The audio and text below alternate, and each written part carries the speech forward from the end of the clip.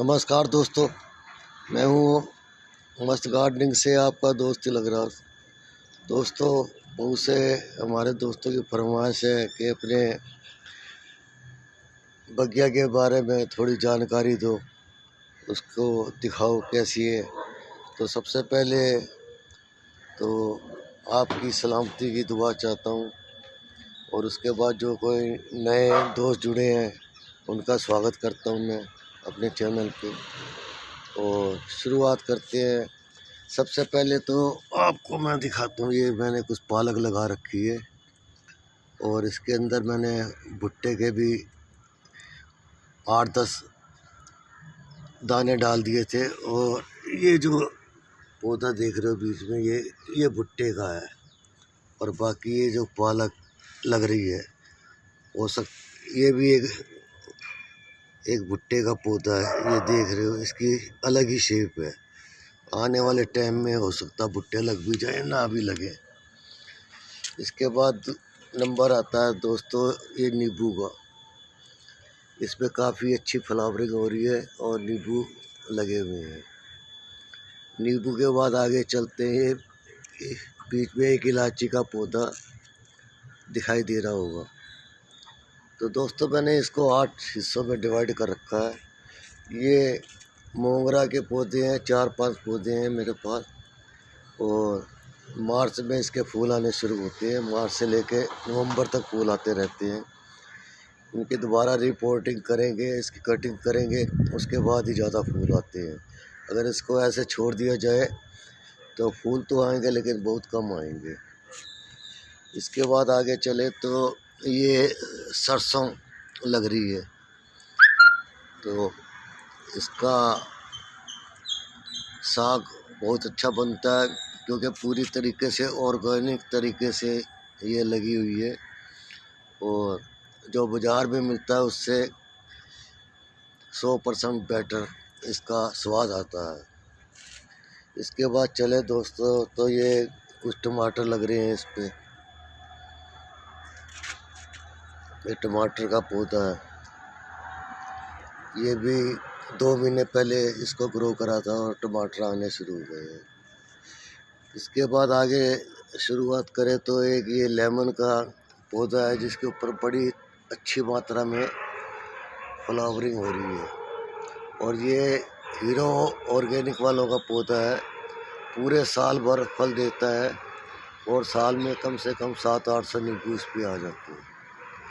इसके साथ ही एक और नींबू का पौधा है, लेकिन इसके ऊपर इतने फल नहीं लगते, बड़े कम लगते हैं।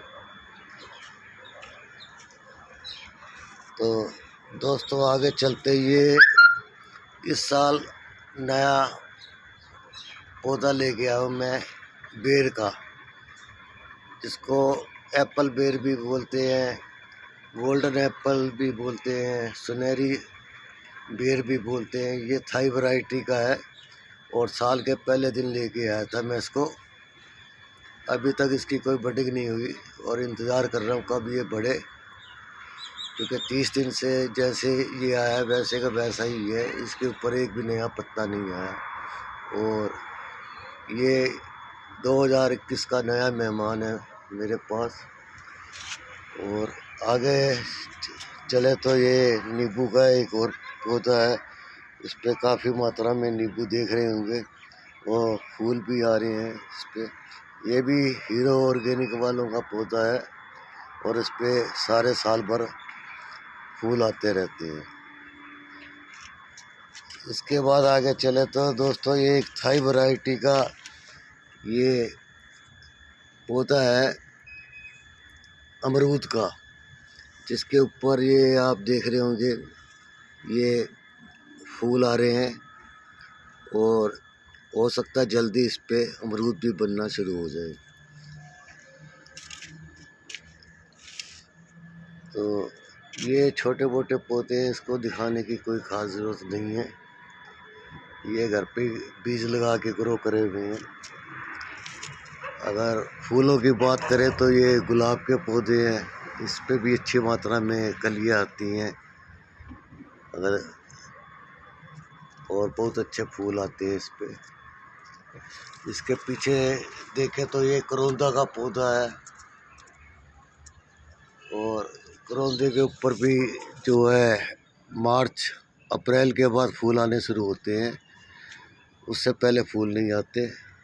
और ये एक छोटा सा, ये भी थाई वैरायटी का साल के पहले दिन ही इसको लेके आया था, अमरूद का पौधा।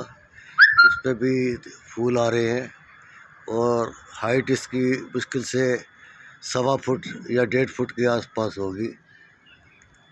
तो अच्छी वैरायटी का जो पौधा होता है उस पर फल भी जल्दी आ जाते हैं और ज़्यादा आते हैं, मोटे आते हैं। और आगे चले तो बात करें, ये आम का पौधा है, ये छोटा सा आम भी आपको दिखाई दे रहा होगा, और इसके पीछे भी एक आम का पौधा है।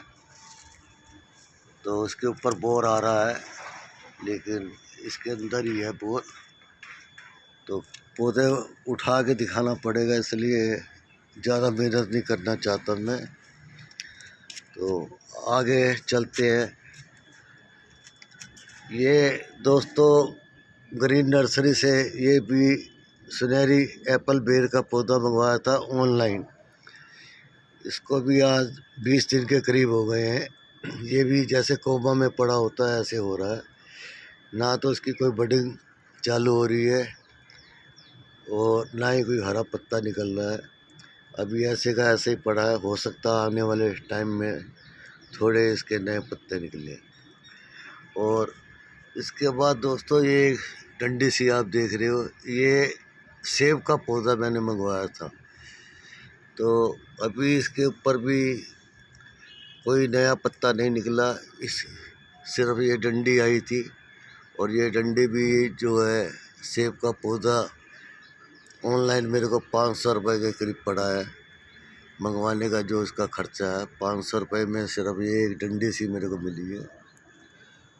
तो आगे चले दोस्तों तो ये अनार का पौधा है, इस पे फूल आने शुरू हो गए हैं।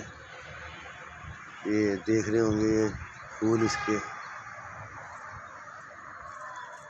तो इसको भी ज़्यादा टाइम नहीं हुआ, ये फूल दिखाई दे रहा होगा आपको। तो इसका भी ज़्यादा टाइम नहीं हुआ, अभी थोड़ा ही टाइम हुआ इसको लगे हुए। और इसके भी अनार के इंतज़ार में है। और ये दोस्तों एक लगाया था मैंने गोल्डन टमाटो का पौधा, जिसको रसभरी भी कहते हैं, अलग अलग भाषा में अलग अलग नाम है इसके। तो ये मैंने 20 से ग्रो करा था पिछले साल। तो इसके पत्ते कर्ल हो गए थे और छोटे पोट के अंदर लगा हुआ है।